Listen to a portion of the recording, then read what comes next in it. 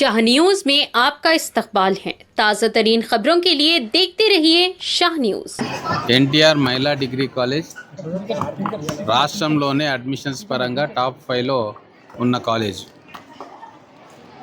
గత ఎన్నో సంవత్సరాలుగా ఇక్కడ అడిషనల్ క్లాస్ రూమ్స్ కోసం కళాశాల ప్రిన్సిపల్ అడుగుతూ ఉండే.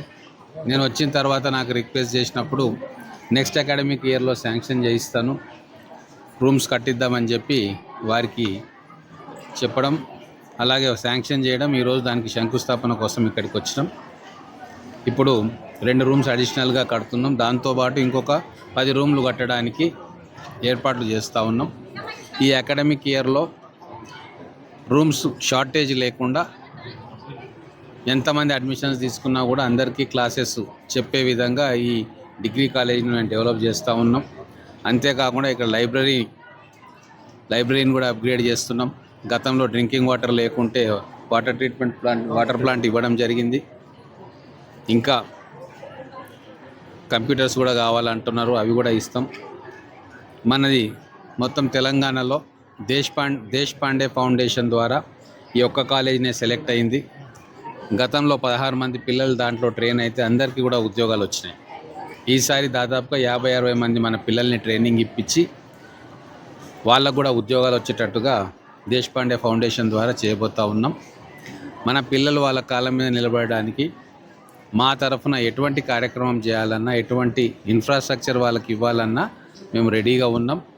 హాస్టల్ ఫెసిలిటీ ఒకటి బాగా షార్టేజ్ ఉంది కాబట్టి వీలైనన్ని ఎక్కువ హాస్టల్ రూమ్స్ అవైలబిలిటీ మహబూబ్నగర్ పట్టణంలో తీసుకురావాలని చెప్పి ఆలోచన చేస్తూ ఉన్నాం.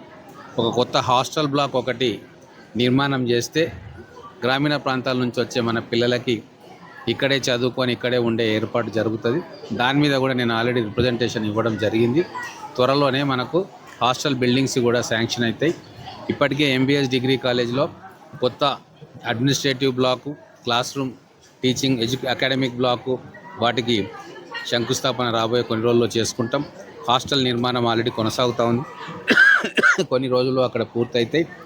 ఎడ్యుకేషనల్ ఇన్ఫ్రాస్ట్రక్చర్ మహబూబ్ నగర్లో అన్ని జిల్లాల కంటే కూడా నెంబర్ 1గా ఉండాలన్న తాపత్రయం గౌరవ ముఖ్యమంత్రి గారికి ఉంది, నాకుంది. ఇంకా చాలా చేసేది ఉంది. 9.5 సంవత్సరాలుగా విద్యను నిర్లక్ష్యం చేసినాం. విద్య నిర్లక్ష్యం చేయబడ్డది.